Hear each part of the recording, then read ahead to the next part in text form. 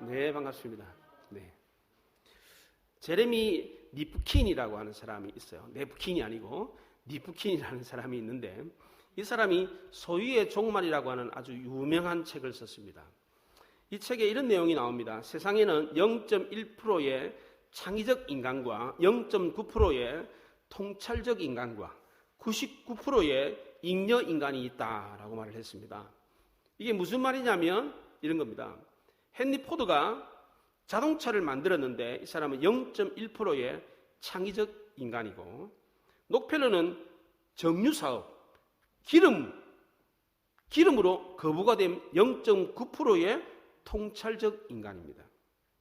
99%는 이런 자동차의 편리성만 즐기는 잉여 인간이라는 겁니다. 지금까지는 0.1%의 창의적 인간과 0.9%의 통찰적 인간을 합친 1%의 인간들이 인류 역사를 지배해 왔습니다. 나머지 99%는 인류 역사에 전혀 영향을 미치지 못하는 잉여 인간들이었습니다. 사람들은 평생 동안 군중 심리에 이끌려가지고 이리저리 이끌려 다니다가 죽습니다. 먹고 사는 문제 외에는 진리가 뭔지에 대해서는 생각하지도 않고 찾으려고도 하지 않습니다. 그저 먹고 살다가 죽습니다. 이 말을 들으면 참 듣기 좀 거북하죠. 네, 대부분 다 잉여 인간이니까 좀 듣기 거북하잖아요. 기분 나쁠 수 있습니다. 그러나 부정할 수 없는 사실입니다. 그런데 흥미로운 것은 세상 역사를 지배하는 사람들을 0.1%의 창의적 인간과 0.9%의 통찰적 인간으로 나누어서 설명했다는 겁니다. 0.9%는 0.1%의 천재를 알아보아가지고 그도 역시 세상을 지배하는 사람이 되었다는 겁니다. 안타깝게도 99%는 0.1%의 천재를 알아보지 못하고 오히려 그를 무시하고 반대해서 잉여 인간이 되어버렸습니다. 이것은 사람들이 예수님을 알지 못하고 무시하고 죽여버렸던 것과 같은 것입니다. 그럼 우리는 어디에 속하는 겁니까? 99%의 잉여 인간에 속합니까? 아니면 1%의 창의적 인간, 아니면 통찰적 인간입니까? 우리는 예수님을 알아보았잖아요. 예수님이 특별한 존재라는 걸 알아보았잖아요. 그러니까 우리는 99%의 잉여 인간이 아니에요. 그냥 먹고 살다가 죽는 인간이 아니라는 겁니다. 다행스럽게. 네. 이 책의 원제목은 접속의 시대입니다. 접속의 시대. 소유의 종말일로 번역을 했지만 원래 이 원문에 The Age of Access라고 되어 있어요. 그러니까 접속의 시대라는 그 원문이 그렇습니다. 니프킨은 21세기를 접속의 시대다라고 말을 했습니다. 21세기의 강자는 얼마나 많은 것을 소유하느냐가 아니라 얼마나 많은 것을 접속하느냐에 따라서 달라진다는 겁니다. 21세기는 소유의 시대가 끝나고 접속의 시대가 왔다는 겁니다. 누구를 만나서 누구와 사귀느냐에 따라서 인생이 달라지는 시대라는 겁니다. 접속은 곧 관계를 뜻하는 것입니다. 좋은 공동체에서 좋은 사람과 사귀는 것이 최고의 재산이라는 겁니다. 유럽 공동체의 아버지라고 불리는 프랑스의 장 모네는 세계적인 마인드를 가진 지도자였습니다. 이 사람이 1차 세계대전이 발발하기 전에 영국으로 유학을 떠났는데, 영국으로 유학을 떠나기 전에 그의 아버지가 아들 모네에게 이렇게 말했습니다. 영국 가서 돌아올 때에 책은 사오지 마라. 대신 그 나라의 많은 사람들을 만나서 사귀어서 친구의 우정을 가지고 돌아오라. 이렇게 당부를 했습니다. 훗날 모네는 폭넓은 대인관계 덕분에 1, 2차 세계대전을 겪으면서 폐허가 됐던 프랑스를 재건하는 데 주도적인 역할을 했습니다. 모네는 당시에 대통령이었던 이 샤를 두골의 민족주의에 반대해서 전 유럽을 하나로 묶는데 지대한 공을 세운 사람입니다. 어느 집사님이 목사님께 와서 상담을 요청했습니다. 목사님, 큰일 났습니다. 우리 집에 이상한 일이 벌어졌습니다. 우리 앞집에 어떤 아저씨가 이사를 왔는데 하루 종일 쉬지 않고 같은 노래만 부릅니다. 타향살이 몇 해든가 손꼽아 헤어보니. 이 노래만 계속 부르는데 스트레스가 쌓여가지고 얼마나 힘든지 모르겠습니다. 왜 우리 집에 저런 이상한 남자가 이사 와가지고 이렇게 나를 어렵게 하는지 어떻게 하면 좋겠습니까? 불평하면서 상담을 요청했습니다. 그런데 이게 웬일입니까? 며칠 지나고 난 뒤에 이 집사님이 그렇게 스트레스를 받던 집사님도 자기도 모르게 타향살이 맺혀든고 손꼽아 헤어보니 이렇게 같은 노래를 부르더라는 겁니다. 빨래를 하면서 청소를 하면서 그리고 뭐 설거지를 하면서도 타향살이 맺혀든고 이러면서 같은 노래를 부르더라는 겁니다. 이게 뭡니까? 근접의 원리, 접속의 원리를 말하는 겁니다. 한자성어로 금묵자흑이라고 하죠. 묵을 가까이 하면 금묵을 가까이 하면 나도 검어진다는 겁니다. 사람들은 가까이 하는 것에 영향을 받을 수밖에 없습니다. 유태인들의 교육법은 이런 근접의 원리를 적용한 것입니다. 부정적인 사람을 가까이 하지 마라 그렇게 가르칩니다. 자신들이 아무리 굳세다고 할지라도 가까이 하는 것에 나도 모르게 영향을 받기 때문에 그래서 어릴 적부터 하나님의 말씀인 성경을 가르치도록 가까이 하도록 하는 것이 부모 교육의 제1사명이었습니다. 향을 싼 종이에 향냄새가 납니다. 청산에 젖은 사람은 청산의 내음이 납니다. 예수님을 가까이 하는 사람은 예수님 냄새가 납니다. 지금 이스라엘 백성들은 크나큰 접속을 시도하고 있습니다. 약속의 땅 가나안과 접속하려고 합니다. 약속의 땅 가나안은 완벽하고 아무런 문제가 없는 무구한 꽃이 아니었습니다. 강력한 독침이 있는 무서운 꽃이었습니다. 우상들이 득실거리는 함정과 같았습니다. 가나안은 이제껏 듣도 보지도 못한 새로운 문화 충격이었습니다. 자신의 정체성을 흔들 만큼 대단한 충격적인 만남이었습니다. 가나안의 우상들은 정욕으로 물든 인간들에게 무척이나 매력적이었습니다. 이스라엘 백성들은 이런 우상들과의 접촉을 피할 수가 없었습니다. 이스라엘 백성들은 이 우상의 나라 속에서 하나님과 동행해야만 했습니다. 그래서 하나님은 애굽 종살이하던 너희들을 이끌어낸 하나님을 기억하라. 광야 시절에 하나님의 깊은 교훈을 잊어버리지 마라. 그리고 가나안 땅에 들어가서는 가나안의 우상을 쫓지 말고 하나님의 말씀대로 아름다운 공동체를 만들어라. 이렇게 말씀하셨습니다. 광야 시내산에서 말씀을 다시 반복하면서 새로이 강조하면서 새로운 시대에 말씀을 선포했습니다. 이것이 바로 또다시 주신 율법이라는 뜻의 신명기입니다. 이 신명기는 거듭해서 반복해서 주신 율법, 명령이라는 뜻입니다. 모세가 이스라엘 백성들에게 거듭 반복해서 기억하게 한 말씀이 뭐였습니까? 두 가지였습니다. 첫째는 이스라엘 백성들이 애굽에서 종되었다는 것입니다. 6절에 보면 나는 너를 애굽 땅 종되었던 집에서 인도하여 낸 내 하나님 여호와라 그랬어요. 두 번째로 거듭 반복해서 기억나게 했던 말씀은 애굽에서 종되었던 이스라엘을 불러내어 가지고 언약을 맺으신 분이 바로 하나님 여호와라는 것입니다. 하나님이 이스라엘에서 애굽에서 종되었던 이스라엘 백성들에게 율법을 주고 언약을 맺으신 것은 출애굽을 통해서 이스라엘 하나님과 관계를 맺었기 때문입니다. 이제 이스라엘은 거룩한 하나님의 백성, 하나님의 소유가 되었습니다. 이스라엘은 가나안과 접촉을 하기 이전에 하나님과의 관계를 다시 한 번 더 확립해야만 했습니다. 만약 이렇게 하지 못했더라면 가나안 땅에 들어가서 하나님보다는 가나안 우상에게 마음을 빼앗길 게 분명했습니다. 하나님은 이스라엘 백성들에게 십계명 율법을 주시기 이전에 이스라엘의 구원 역사를 먼저 언급을 했습니다. 십계명 율법을 주신 것은 7절부터 나오는데 6절에 이미 이전부터 6절에 보면 하나님이 이스라엘을 애굽에서 구원한 구원 역사를 먼저 말씀했어요. 하나님이 애굽에서 이스라엘을 구원하신 것은 은혜였습니다. 하나님은 이스라엘이 율법을 지키기 전에, 율법을 주기도 전에 먼저 이스라엘 백성들에게 구원의 은혜를 베풀었습니다. 율법은 하나님의 은혜로 이미 받은 구원과 그 구원으로 얻게 된 생명이 더 풍성해지도록, 거룩해지도록, 그리스도인답게 살도록 하기 위해서 주신 것이었습니다. 율법은 은혜 이후에 온 것입니다. 은혜가 먼저 율법보다 먼저 온 겁니다. 그러니까 우리는 율법을 지킴으로 구원받은 것이 아니라 율법 이전에 있었던 은혜로 구원받은 것입니다. 우리는 하나님의 은혜의 구원의 손길에 이끌려서 죄인 되었던 우리에게 접촉했기 때문에, 하나님이 먼저 우리에게 접촉했기 때문에 그 하나님의 은혜의 접촉으로 구원받은 것이지, 우리가 율법의 행위를 지켜가지고 하나님께 접촉해가지고 구원받은 게 아니라는 겁니다. 우리의 율법의 행위보다 하나님의 은혜의 접촉이 먼저 있었습니다. 하나님이 애굽에서 종되었던 이스라엘 백성들을 불러내신 이유는 단순히 자유를 주기 위함이 아니었습니다. 거룩하지 못한 애굽에서 분리시켜가지고 거룩하게 하기 위해서였습니다. 출애굽기 19장 6절에 너희가 내게 대하여 제사장 나라가 되며 거룩한 백성이 되리라 그랬어요. 하나님은 이스라엘 백성이 거룩한 백성이 되게 하기 위해서 애굽에서 불러내었습니다. 하나님이 이스라엘 백성들에게 거룩을 요구하신 이유가 뭡니까? 하나님 자신이 거룩했기 때문입니다. 내가 거룩하니 너희도 거룩하라 그랬습니다.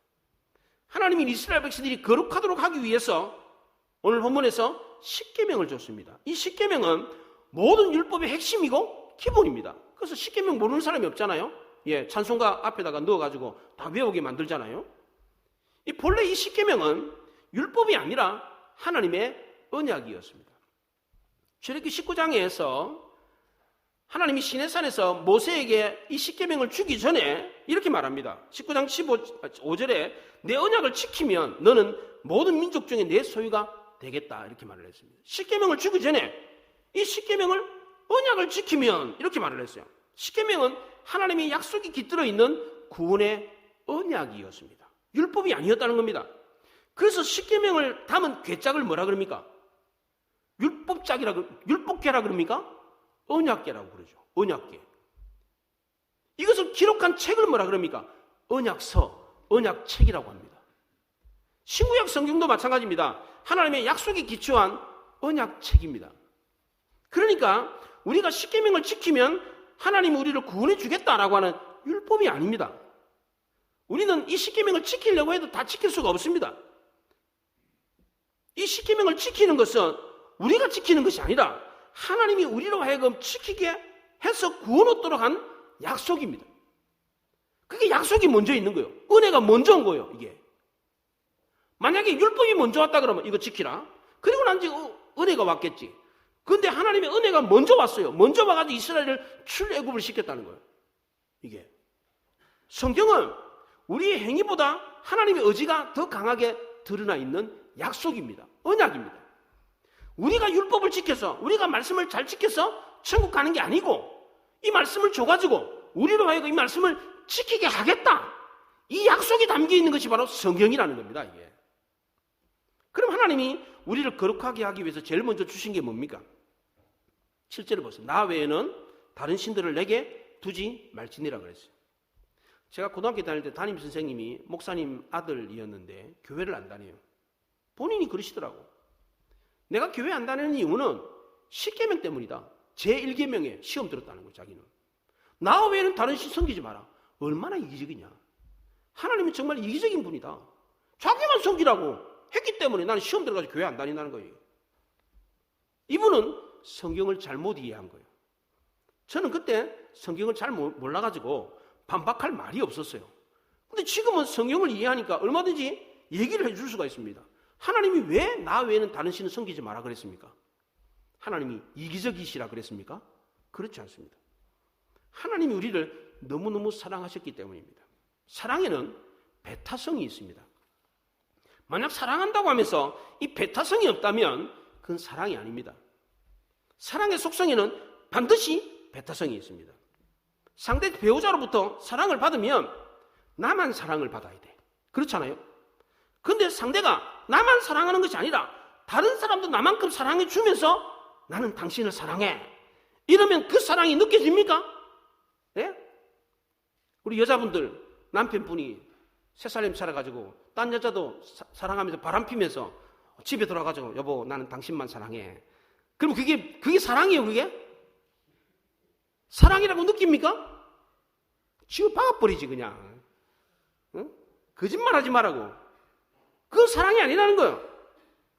하나님이 나 외에는 다른 신 섬기지 마라. 이 말은 나만 사랑해달라 그런 거예요. 나도 너만 사랑하니까 너도 나만 사랑하라. 이런 뜻이에요 이게. 이거는 이기적인 게 아니에요. 두 번째로 하나님이 우리를 거룩하게 하기 위해서 주신 계명도 역시 마찬가지입니다. 8절과 9절 상반절에 보면 너는 자기를 위하여 새긴 우상을 만들지 말고 위에 하늘에 있는 것이나 아래 땅에 있는 것이나 땅 물속에 어떤 형상도 만들지 말고 절하지 말고 섬기지 마라. 어떤 우상도 만들지 마라. 절하지 말고 섬기지 마라. 하나님만 경배하고 섬기라. 이렇게 말을 했습니다. 이건 역시도 배타성입니다. 이기적인 게 아니에요. 이 배타성을 이기적인 것으로 잘못 오해하는 사람들이 있습니다. 하나님 우리를 너무너무 사랑하셔서 그 무엇도 그 어떤 것도 사랑하지 못하게 했습니다. 십계명은 우리가 지켜서 구원받는 율법의 행위가 아닙니다. 하나님이 우리로 하여금 지키게 하시겠다고 하는 의지가 담겨있는 약속입니다. 그래서 하나님 외에는 다른 신을 섬기지 못하게 했고, 어떤 우상도 만들지 못하게 했고, 어떤 우상에게도 절하지 못하게 하고, 어떤 우상도 섬기지 못하게 했습니다. 특별히 하나님이 제2계명으로 우상 숭배하지 못하게 했던 이유가 뭡니까? 첫째는 하나님이 유일신이시기 때문입니다. 나 외에는 다른 신을 두지 마라. 나 외에는 다른 신이 없기 때문입니다. 왜냐하면 다른 모든 것은 다 피조물이기 때문입니다. 마귀도 귀신도 피조물이에요. 이들이 신이 되는 이유가 뭡니까? 이런 것들이 인간이 어떤 형상을 만들어 놓고 거기에 신성을 부여하기 때문입니다. 큰 나무나 돌을 신이라고 비는 사람들이 있어요. 본래 그 나무나 돌은 그냥 나무고 그냥 돌이에요. 그런데 사람들이 거기에 신이 있다라고 신성을 부여하면 신적인 가치를 얻게 됩니다. 그리고 신의 우상이 되는 겁니다. 큰 나무를 보고 비나이다 비나이다, 큰 돌을 보고 비나이다 비나이다 그러면 원래는 그게 그냥 나무예요. 그냥 돌이에요. 근데 사람들이 걷다 대고 막 비니까 그게 우상이 되고 그게 신이 되는 거예요. 이게. 다른 신들을 섬기는 것은 하나님 외에 다른 우상을 만들지 마라 라고 하는, 하나님 외에 다른 우상을 만들어 놓고 다른 거 섬기지 마라, 이런 뜻만 있는 게 아닙니다. 하나님 우리 사이 관계를 멀어지게 하는 것도 다른 신을 섬기는 것과 같습니다. 예를 들면 자식이나 부모를 하나님보다 더 사랑하면 이건 역시도 다른 신을 섬기는 것과 같습니다. 이 말씀을 오해하면 안 됩니다. 그러면 자식이나 부모 사랑하지 말라는 말이냐? 그렇지 않습니다. 자식이나 부모를 사랑하되 하나님보다 더 사랑해서는 안 된다는 겁니다. 부모나 자식 때문에 예배도 빼먹고 부모 자식 때문에 하나님과의 관계가 멀어져서는 안 된다는 겁니다. 그래서 하나님이 아브라함에게 독자 이삭을 제물로 바치라 이렇게 말씀하셨습니다. 아브라함이 하나님보다 독자 이삭을 더 사랑하지 못하도록 하기 위해서 독자 이삭을 바치라고 그랬습니다. 그렇다고 하나님이 아브라함의 아들 독자 이삭을 죽이셨습니까? 그렇지 않습니다. 하나님은 이 시험을 통해서 아브라함이 독자 이삭을 하나님보다 더 사랑하지 못하도록 했습니다. 더 사랑해서는 안 된다는 것을 알려줬습니다. 하나님보다 더 사랑해가지고 하나님과의 관계까지 끊으면서 자식을 사랑한다고 해서 그 자식이 잘 되는 게 아닙니다. 오히려 하나님께 맡기고 자식보다 하나님을 더 사랑하면 하나님이 내 자식을 잘 되게 해주십니다. 왜냐하면 내가 내 자식을 잘 되게 하는 것보다 하나님이 내 자식을 잘 되게 하는 게 더 낫기 때문입니다. 내가 자식 잘 되게 하려고 예배도 안 드리고 기도도 안 하고 봉사도 안 하고 오로지 자식 뒷바라지만 한다고 자식이 잘 되는 게 아니에요. 그것보다는 오히려 자식은 하나님께 맡기고 하나님을 사랑하면 자식은 하나님이 책임져 줘요. 이런 믿음이 있어야죠. 내가 자식 잘 되게 하려면 오히려 자식이 어긋나요. 이게. 두 번째로 하나님이 우상을 섬기지 못하게 했던 이유는 인간에게는 자기를 위해서 피조물을 하나님으로 섬기려고 하는 어리석음이 있기 때문입니다. 8절에 보면 너는 자기를 위해 새긴 우상을 만들지 마라 그랬습니다. 르네상스 이후에 인간들은 그리스 로마 신화에서 인간 존재의 근원을 찾으려고 했습니다. 신을 통해서 인간을 이해하려고 했습니다. 그리스 로마 신화에 나오는 신들은 그래서 인간과 아주 유사합니다. 서로 싸우고 화내고 욕하고 심지어 죽이기까지 합니다. 그래서 사람들은 그리스 신화를 보면서 봐라, 신들도 저렇게 하는데 우리 인간이 그렇게 하는 거 당연한 거 아니냐? 내가 시기하고 질투하고 죽이고 맞이고 취하는 거 신들도 그렇게 하니까 이거 인간다운 거 아니냐? 신도 저렇게 하니까 너무나 당연한 거 아니냐라고 합니다. 미적인 완벽성을 추구하는 육감적인 여인 비너스를 만들어 놓고 그 비너스를 통해서 자신의 유격을 채웁니다. 성적인 유격을 채웁니다. 술의 신 바카스를 만들어 놓고 바카스를 섬기는 의식을 치르면서 마음껏 취하고 즐깁니다. 신을 이렇게 자기를 위해서 섬기면 얼마나 편하고 좋겠습니까? 무당 푸닥거리 하는 것도 마찬가지입니다. 마음속에서 일어나는 증오와 분노를 마음껏 발산하라고 합니다. 부추깁니다. 내가 죽이고 싶은 사람, 미워하는 사람이 있으면 인형을 만들어가지고 송곳으로 찌르라고 그럽니다. 이렇게 자기를 위해서 신을 섬기면 속이 후련하고 막 스트레스가 풀리는 것 같습니다. 우상을 따르면 아주 쉽고 재미가 있습니다. 왜냐하면 우리의 본성에 딱 맞기 때문입니다. 가나안 우상을 섬기는 것도 마찬가지입니다. 가나안의 제일 큰 우상은 바알이었습니다. 이 바알은 주인, 주, 남편이라는 뜻입니다. 번개를 내리고 비와 눈을 내리는 농경신입니다. 바알신에게 제사를 지내러 가는 것은 매춘 행위를 하는 것과 같았습니다. 신전에 여사제들과 매춘을 하잖아요. 여사제들과 성관계를 맺잖아요. 그럼 바알신이 기분이 좋아가지고 비를 내려준다는 거예요. 그래서 그 시대에 바알 산당에 제사 지내러 가자, 이 말은 매춘하러 가자라는 말과 같은 말이었습니다. 바알신을 섬기는 것은 자기 정욕을 채우는 수단이었습니다. 그러니까 우상숭배가 얼마나 재밌고 짜릿합니까? 그렇잖아요? 우상숭배하는 것은 우리를 위해서 내 본성대로 하는 것이니까 부담도 없고 재미도 있고 쾌락도 있어요. 모세는 애굽에서 죄악의 낙을 즐겼다고 그랬습니다. 모세가 애굽에 있었을 때 이 죄악에도 낙이 있습니다. 죄악이 만약에 쓰다 그러면 누가 죄악에 빠지겠어요? 달콤함과 재미가 있기 때문에 죄에 빠지는 것입니다. 사람들이 우상을 섬기는 이유가 뭡니까? 우상 섬기는데 쾌락이 있기 때문입니다. 우상은 인간의 죄악된 욕망을 부추깁니다. 그리고 아무런 제재를 가하지 않습니다. 하나님이 주시는 기쁨보다는 더 큰 기쁨이 있는 것처럼 포장하는 것이 죄악의 낙입니다. 그런데 하나님을 섬기는 것은 어떻습니까? 가늠하면 돌로 쳐 죽이라고 합니다. 분노와 증오가 일어나면 장희빈처럼 그 민비, 숙종의 왕비, 민비 인형 만들어가지고 막 바늘로 찌르고 이렇게 하라고 하지 않습니다. 분노와 증오가 생기고 억울한 일이 생기면 하나님께 맡기고 기도하라 그럽니다. 이처럼 하나님을 섬기는 것은 우리의 죄성과 반대가 됩니다. 오히려 불편하고 괴롭습니다. 게다가 하나님을 섬기는 것은 우리의 상식과 이성에도 맞지 않습니다. 예를 들자면 성경에는 인간이 이해할 수 없는 내용들이 참 많이 나옵니다. 그 중에 하나가 바로 삼위일체입니다. 하나가 셋이고 셋이 하나랍니다. 이해가 됩니까 이게? 어떻게 하나면 하나지 셋입니까? 어떻게 셋이 하나예요? 이거 이해가 됩니까 이게? 삼위일체는 인간이 머리로 이해할 수 없는 겁니다. 신비의 영역이고 저 천국에나 가야 이해가 되는 겁니다. 어떤 신학자도 어떤 천재도 이 삼위일체를 풀지를 못했어요. 만약 기독교가 종교 장사를 한다면 이걸 성경에 넣으면 안 돼요. 종교 영업에 아무런 도움이 안 돼. 설명하기가 어려워요. 삼위일체. 그럼 사람들이 물을 거 아니에요. 이게 뭐예요? 설명 못해. 이거 엉터리고만 이거 기독교 엉터리네 이거. 사람들은 질문을 많이 받아요 이게. 공격을 많이 받는다고. 그러니까 이런 거 성경에서 빼야지. 그렇잖아요? 장사에 아무런 도움이 안 돼. 종교 장사에. 그렇잖아요? 그런데 성경에 이렇게 이해 안 되는 부분들이 너무 많아요. 보이는 우상을 만들어 놓으면 얼마나 좋겠습니까? 하나님의 형상을 만들어 놓고 교회 들어갈 때마다 거기에 절을 하고 기도를 하고 만져보기를 하며 얼마나 좋습니까?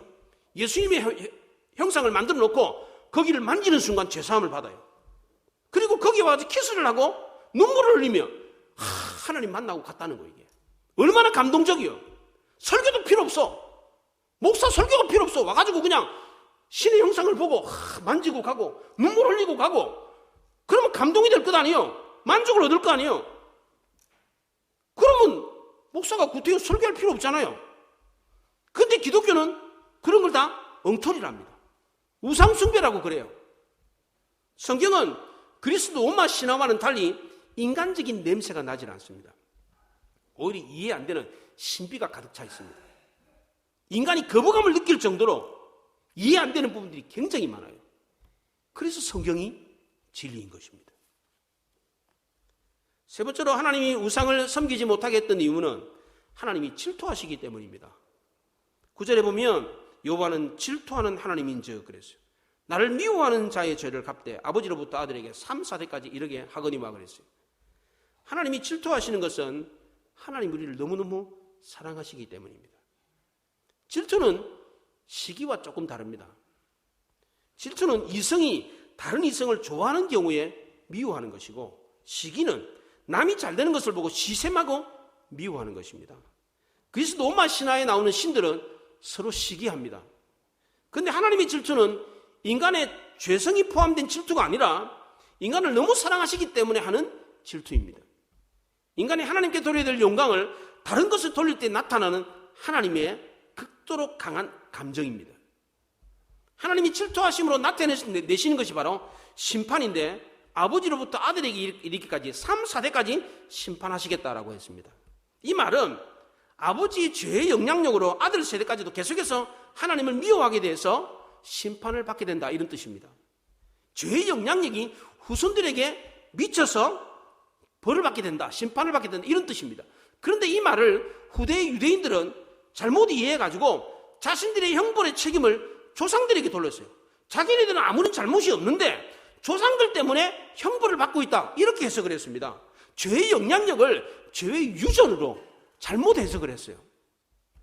예레미야 31장에 아버지가 신포도를 먹었으므로 아들들의 이가 시다 하지 아니하겠고, 신포도를 먹는 자마다 그의 이가 신 것 같이 누구나 자기의 죄악으로 말미암아 죽으리라 그랬어요. 아버지가 신포도 먹었는데 아들의 이가 십니까? 안 쉬죠. 그런 일이 없다는 거예요. 이게 연자제를 말하는 겁니다. 성경은 연자제를 인정하지 않았습니다. 우리나라 법도 마찬가지입니다. 연자제를 인정하지 않습니다. 그런데 요즘 정치인들은 어떻습니까? 이걸 거꾸로 해석해가지고 연자제를 적용하려고 그럽니다. 자기의 대적자를 끌어내리려고 사돈의 8촌까지 조사해가지고 잘못한 거 꼬투리 잡아가지고 그 사람을 공격을 해요. 이 연자제예요. 그래가지고 연자제로 인해가지고 자기는 잘못이 없는데 자기 친척이 자기 부인이, 자기 자식들이 잘못해가지고 낙마하는 사람들 한둘이가 아니에요, 이게. 그럼 하나님도 우리를 그렇게 하십니까? 그렇지 않습니다. 죄를 물으실 때 3세대까지 물으시지만 은혜를 베푸실 때는 1000대까지 은혜를 베푼답니다. 10절에 그렇게 말합니다. 나를 사랑하고 내 계명을 지키는 자에게는 1000대까지 은혜를 베푸느니라 그랬어요. 여기 3, 4대와 1000대라는 말을 비교한 것은 심판하시는 하나님이기보다는 은혜를 베푸시는 하나님이다라는 뜻입니다. 또 한 사람의 순종으로 후손들은 자동적으로 1000대까지 복을 받는다, 이런 뜻이 아니라 하나님을 사랑하는 자가 복을 받는다, 이런 뜻입니다. 1000대는 한 세대도 빠짐없이 계속해서 모든 세대가 다 복을 받는다, 이런 뜻이 아니라 순종하는 자가 복을 받는다, 이런 뜻입니다. 하나님은 우리를 사랑하시기 때문에 하나님을 미워하는 자에게 3, 4대까지 질투하셔서 심판하십니다. 그런데 하나님은 하나님을 사랑하는 자에게 1000대까지 은혜를 베푸십니다. 10절에 나오는 이 은혜라는 단어는 헤세드인데, 이 헤세드는 은혜로 번역이 되기도 하고 사랑으로 번역이 되기도 합니다. 왜냐하면 은혜가 곧 사랑이고 사랑이 곧 은혜이기 때문입니다. 하나님 우리를 사랑하시기 때문에 우리에게도 1000대까지 은혜를 베푸시는 겁니다. 하나님은 행위의 법인 율법을 주시기 전에 은혜의 법인 언약을 먼저 주셨습니다. 우리가 율법을 행해서 하나님의 복을 받고 구원을 받는 게 아니라 하나님이 먼저 우리를 사랑하셔서 우리가 영원토록 하나님의 은혜의 복을 받도록 하셨습니다. 지금 이스라엘은 우상의 나라 가나안과 접촉을 하려고 합니다. 가나안 땅에서 살아남아야만 했습니다. 그래서 하나님은 가나안으로 들어가기 전에 모압 평지에서 모세를 통해서 다시 한 번 더 중요한 말씀을 선포했습니다. 이것이 바로 신명기입니다. 신은 거듭, 반복이라는 뜻이고 명은 목숨, 명령이라는 뜻입니다. 목숨과 같은 이 명령을 다시 한 번 더 반복한 말씀이 바로 신명기입니다. 신명기의 주제는 아주 간단 명료합니다. 첫째는 하나님이 애굽에서 종되었던 너희를 인도하여 냈다는 것을 기억하라. 둘째는 가나안에 들어가서는 우상 쫓지 말고 하나님의 말씀대로 살아라 라는 겁니다. 얼마나 간단 명료합니까?